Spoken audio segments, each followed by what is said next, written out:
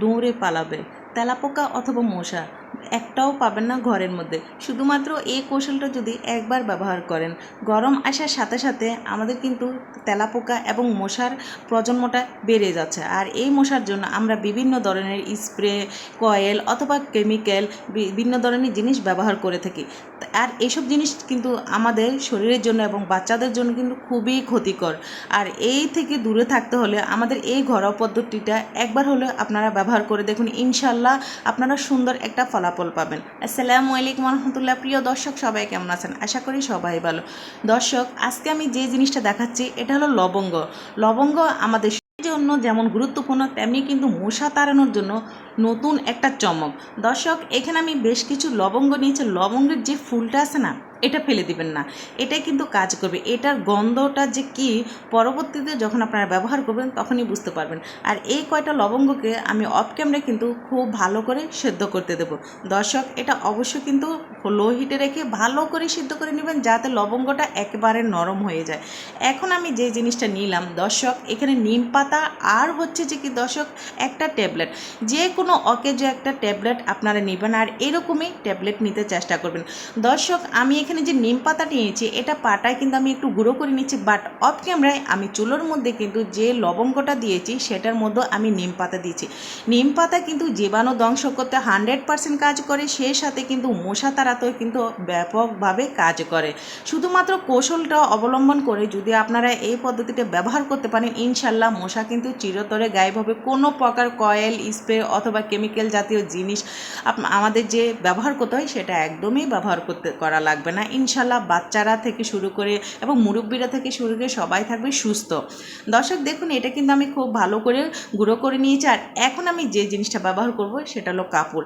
এখানে আমি একটা কাপড় ব্যবহার করলাম। আপনারা চাইলে যদি পরিমাণটা বেশি বানাতে চান সেক্ষেত্রে দুটো কাপড় এখানে ব্যবহার করবেন। দর্শক দেখুন, এভাবে কিন্তু শক্ত কিছু সাহায্যে আমি এটাকে খুব ভালো করে গুঁড়ো করে নিলাম।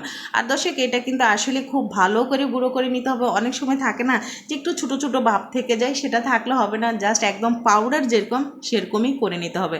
আর এই স্প্রের মধ্যে আজকে আমি এমন একটা পাউডার মেশাবো যেটা মানে স্মাইল তো থাকবে, সেই সাথে মশা কিন্তু একেবারে চলে যাবে। আর সেই পাউডারটা আমি কি মিশাচ্ছি, কি পাউডার ব্যবহার করতেছি, সেটা দেখতে হলে পুরো ভিডিও জুড়ে আমার সাথে থাকুন এবং শেষে আপনারা এর ফলাফলটা পেয়ে যাবেন। দর্শক দেখুন, প্রথমত আমি শক্ত কিছু সাহায্যে কিন্তু ভেঙে নিলাম, বাট এটা কিন্তু একেবারে গুঁড়ো হয়নি, যার কারণে আমি চামচের সাহায্যে এটাকে খুব ভালো করে গুঁড়ো করে নিচ্ছি। দর্শক, আপনাদেরও কিন্তু এভাবে করে নিতে হবে। আরেকটা কথা বলি দর্শক, এখানে যে নিম পাতাটা আমি এখানে ব্যবহার করেছি, এটা এখানে ব্যবহার না করলেও চলে, বাট যখন চুলোর মধ্যে আপনারা লবঙ্গ দিয়েছেন না, সেই সাথে কিন্তু নিম পাতাটা দিয়ে দিলে চলবে। এখানে আলাদা করে দেওয়ার দরকার নেই, বাট আমি যে চুলে দিয়েছি সেটা দেখাতে ভুলে গেছিলাম, যার কারণে আমি এখানে দেখিয়ে দিলাম। দর্শক দেখুন, এই তো আমি লবঙ্গ আর নিম পাতাটা কিন্তু খুব ভালোভাবে সিদ্ধ করে নিয়েছি। আর দেখুন, লবঙ্গ থেকে কিন্তু মাশাআল্লাহ খুব ভালো নির্যাস বের হয়েছে, সেই সাথে এখানে যে আমি নিম পাতা দিয়েছি সেটা থেকেও কিন্তু নির্যাসটা বের হয়ে গেছে। দর্শক, এখানে যে শুকনো নিম পাতা আছে না, এটা আপনারা ব্যবহার করতে পারেন, কোনো সমস্যা না। আর যদি আপনাদের হাতের কাছে শুকনো নিম পাতা না থাকে, সেক্ষেত্রে কিন্তু কাঁচা নিম পাতাও ব্যবহার করতে পারেন। এখন কিন্তু নিম পাতা অলরেডি কচি কচি পাতা বের হয়ে।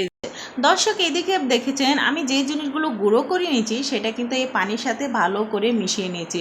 এখন কথা হচ্ছে, এটা কি না ছেঁকে আপনারা ব্যবহার করবেন? না দর্শক, এটা কিন্তু ছেঁকে নিতে হবে অবশ্যই, যেহেতু এখানে পাতা রয়েছে, লবঙ্গ রয়েছে, সব কিছু একসাথে কিন্তু স্প্রে করা যায় না। দর্শক, এটা কতটাই মানে পাওয়ারফুল একটা পানীয় আপনারা দেখলে বুঝতে পারতেছেন, আর দেখতেও কতটা ভয়ঙ্কর, যে এটার গন্ধে যে মানে মশা তো যাক দূরের কথা, মানে কিছুই থাকবে না, শুধুমাত্র যদি এটা যে কৌশলটা আমি আপনাদের বলবো সেই কৌশলে যদি আপনারা ব্যবহার করতে পারেন। দর্শক দেখুন, এখন আমি এটাকে একটা ছাঁকনির সাহায্যে খুব সুন্দর করে ছেঁকে নিচ্ছি। আর যে পাতিলটা আমি ব্যবহার করেছি দর্শক দেখুন, একটা মানে সিলভার ছোট শক্ত পাতিল আমি ব্যবহার করেছি। আপনারা চাইলে মাটির কিছুতেও ব্যবহার করতে পারেন, কোনো সমস্যা না। দর্শক দেখুন, আমি কিন্তু খুব ভালোভাবে ছাঁকনির সাহায্যে এটাকে ছেঁকে নিলাম, এবং তারপর আমাদের যে কাজটা করবে, একটু চামচের সাহায্যে ভালোভাবে মিশিয়ে নেবেন, যাতে পাউডারটা পানির সাথে ভালোভাবে মিশে যায়। দর্শক, আমি আবারও বলবো, বলবো যে পাউডারটা প্রথম অবস্থায় আমি দিয়েছি সেই পাউডারটা যাতে পানির সাথে ভালোভাবে মিশে যায় ততক্ষণ পর্যন্ত কিন্তু চামচের সাহায্যে আপনাদের এটা নাড়াচাড়া করে নিতে হবে। আসলে আমি অফ ক্যামেরায় কিন্তু বেশ সময় ধরে কিন্তু এটাকে ভালোভাবে নাড়াচাড়া করেছি, যেহেতু এখন মশার আনাগোনাটাই বেশি, খুবই বিরক্তি লাগে মশার যন্ত্রণা। সো এই পাউডারটা যদি ভালোভাবে না মিশায় তাহলে কিন্তু কাজটা একদমই হবে না। এখন যে জিনিসটা দিয়েছি দর্শক জীবাণু ধ্বংস করার জন্য, ব্যাকটেরিয়া ধ্বংস করার জন্য, এখানে হচ্ছে যে কি স্যাভলন। দর্শক আমরা সবাই জানি স্যাভলন কিন্তু জীবাণু ধ্বংস করে 100%। আর এই জন্য এখানে আমি 1 চামচের থেকেও বেশি স্যাভলনটা ব্যবহার করেছি দর্শক। যেহেতু আমরা বিভিন্ন জায়গায় এটা স্প্রে করব সেই ক্ষেত্রে কিন্তু স্যাভলনটা 100% এখানেই ব্যবহার করতে হবে। এখন যে পাউডারটা আমি দিয়ে দিলাম দর্শক, এটা হচ্ছে জাতীয় একটা পাউডার। আপনারা যে কোনো স্মেল জাতীয় পাউডার এই পানির মধ্যে ব্যবহার করবেন এবং চামচ দিয়ে এটা খুব ভালোভাবে মিশিয়ে নেবেন। এই পাউডারটা দর্শক দেওয়ার উদ্দেশ্য হলো যখন এটা দিয়ে আপনার বিভিন্ন জায়গায় স্প্রে করবেন এবং তারপর এটা ক্লিন করবেন, এত সুন্দর একটা স্মেল আসে। মশা তো চলে যাবে, বাট এখানে যে উপকরণগুলো মিশিয়েছি সে ওইটার যে একটা গন্ধ আছে না, সেটা কিন্তু কারো নাকে লাগবে না। তাই অবশ্যই এখানে পাউডারটা দিলে মানে ভালো হয়, মানে স্মেলটা সুন্দর লাগে। মশা যাবে বাট স্মেলটা কিন্তু থেকে যাবে। সো দর্শক দেখুন এইভাবে কিন্তু পাউডারটা দেওয়ার সাথে সাথে এটাকে কিন্তু খুব ভালোভাবে মিশাবেন। আর দেখুন এই তো এভাবে কিন্তু আমি খুব ভালোভাবে মিশাচ্ছি। এখন আমি যে একটা বুদ্ধির কাজ করেছি, যেটা দিয়ে আমি ফলাফলটা পেয়েছি, আমি কিন্তু একটা মাটির একটা বাটি নিয়েছি। আপনারা দেখুন খুব কৌটা সিস্টেম। তো এটা আপনারা যে কাজটা করবেন মানে বিকেল হওয়ার পর সন্ধ্যার আগ মুহূর্তে কিন্তু মশার আনাগোনাটা কিন্তু বেশি হয়, মানে জাস্ট বারান্দার একটা সাইডে এটা রেখে দিবেন।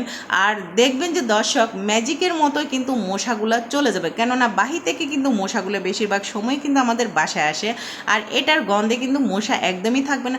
বাকি যে পানিটা দর্শক, এটা কিন্তু একটা বোতলে আপনারা বিভিন্ন জায়গায় স্প্রে করতে পারেন, কিচেনে এবং ছোপার তলে, খাটের কোনায়, পর্দার পিছনে, বিশেষ করে এইসব জায়গায় কিন্তু আমাদের মশা কিন্তু বেশি থাকে। আর সন্ধ্যা হওয়ার পরপরই কিন্তু মশাগুলো মনে হয় যেন মানে ইয়ার মতো, জাদুর মতো সবগুলো সব জায়গায় ঘিরে পড়ে। তাই সেই মশা দূর করতে হলে অবশ্যই কিন্তু একটা বোতলের সাহায্যে স্প্রে করবেন। বিশেষ করে বিভিন্ন জায়গায় যখন এটি স্প্রে করে দিবেন দেখবেন যে মশা একদমই থাকবে না। এই ম্যাজিক ফুল জিনিসটা যদি আপনারা একবার ব্যবহার করেন ইনশাল্লাহ আপনাদের কিন্তু খুবই উপকার আসবে। দর্শক ভিডিওটা আমার কেমন হয়েছে সেটা কিন্তু অবশ্যই আমাকে কমেন্টে জানাবেন।